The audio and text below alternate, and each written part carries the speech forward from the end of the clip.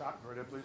Coach Scott from Metro West Daily News. You guys had the 11-point lead. They were able to cut it down to 6. You called that timeout there, and you seemed to go right to Al Horford inside. What was the message in that timeout, and how do you think that kind of swung the momentum back to you guys for good? Well, you're just you're going to have ups and downs. I thought our guys did a really good job of weathering the initial storm. Obviously, LeBron was incredible in the first half, and then they got some good actions with Love and Korver in the first, and then Love with the Love-Korver little tandem screens they have going on the left side of the floor that hurt us, and we've got to improve on some of that stuff, but it's all about responding. They're going to make their runs. They're going to have their moments. And, you know, the most encouraging thing to me was that we weathered that storm because it's easy to kind of fall apart there. Coach, John Schumann, NBA.com. You have a lot of options late in games. Tonight it was a heavy dose of smart pick and roll in that fourth quarter. What did you like about that action specifically and him sort of running the offense late? Well, he's a really good ball handler. He's a good playmaker. He's a great passer. He's great at the running lob with Al, and they kept switching the matchup, but at one time they had Love on Smart. Just that's a unique coverage for a big. And then they put LeBron on him some, which they did last year in the playoffs. Then they put Jeff Green, and so there was some switchability there, but we tried to get out of screens quick and try to find a seam to the rim either on the drive or the lob. Brian Robb, Boston Sports Journal. Brad, you mentioned just the C's ability to maintain composure in the face of LeBron there. How crucial was Jaylen Brown in that stretch there to just kind of keep the aggressiveness going for you guys? Jaylen was really aggressive tonight. Jaylen's had a great postseason, but I thought that it was crucial. I thought in the first half, we may have gotten better shots than we did in the third quarter. We just made some in the third quarter. But I thought we were really playing well.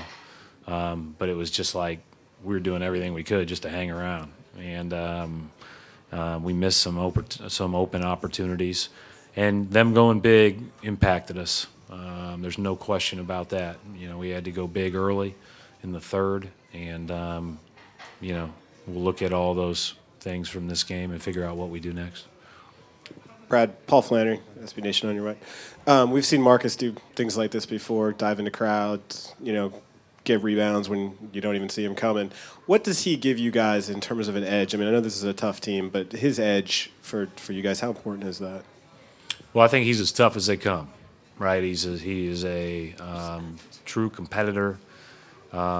He's matches his intensity with a physical toughness. We talked about it before the game. These people, talk about him all the time. Sometimes they focus on things that don't matter, and other times they focus on that he impacts winning. And we're really glad he's on our team. Jeff Zilgate, USA Today. Brad, you said just a second ago it's real easy to fall apart in those situations. Why didn't your team do that? What goes into making sure that doesn't happen? What about this squad? Well, I mean, I think part of, we've got 4 players back from last year, and we had a couple of games here where it didn't go well for us early, and we kind of let it steamroll on us. And then I just think that, when you've got a team, we've scored enough to kind of keep it at bay. But this team has been like that all year.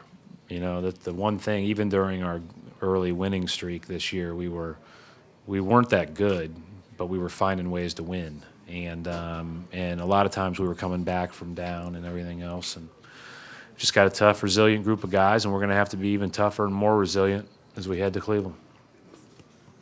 Brett, obviously Jaylen had that strong first, Terry had a big third, Al a big fourth. What does it do for you guys, not even like one guy having a big night, but within the flow of a game, different guys that can lift you up for long stretches like that? Yeah, I mean, it's great. I mean, in a lot of ways, you feel comfortable going to every one of those guys with the game on the line. And then some, right? Obviously, we've done it. We've gone to Tatum, we've gone to Morris, we've gone to Smart. So, you feel good about all of those guys as guys that can make plays in big moments. Coach Mark D'Amico, CELTICS.com. You've talked in the past about Terry Rozier's competitiveness. What can you say about his fearlessness?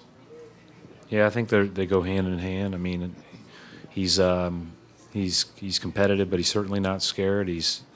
But I think that comes from belief in yourself, from the work you put in, and we've talked about his work ethic's really good. So we're gonna need him and everybody else to continue to play great. Final question, Coach, from Rachel in the front row. LeBron got some drives early, but your players were able to limit that as the game went on. They were able to do that in game 1, too. What are your guys doing to figure that out the way other players couldn't in previous series? Well, I mean, he had 42 in 10, so I don't, It's 21 in the first quarter and then 21 the rest of the game. Tremendous first quarter. I think the biggest thing is we're just trying to make it as hard as possible. I mean, and I think that we all have a good grasp on that that's not always going to work. So don't hang your head, go down and score. And then if you can make it as hard as possible for as long as possible, maybe you can get somewhere. And so we've got a lot of different guys guarding him. Jalen started the game on him. Morris is guarding him a ton. Thought Shemi did a good job on the couple of possessions he guarded him, which is really hard to just come off the bench, not in the flow of the game and put a body in front of him. But, he's unbelievable. Thanks.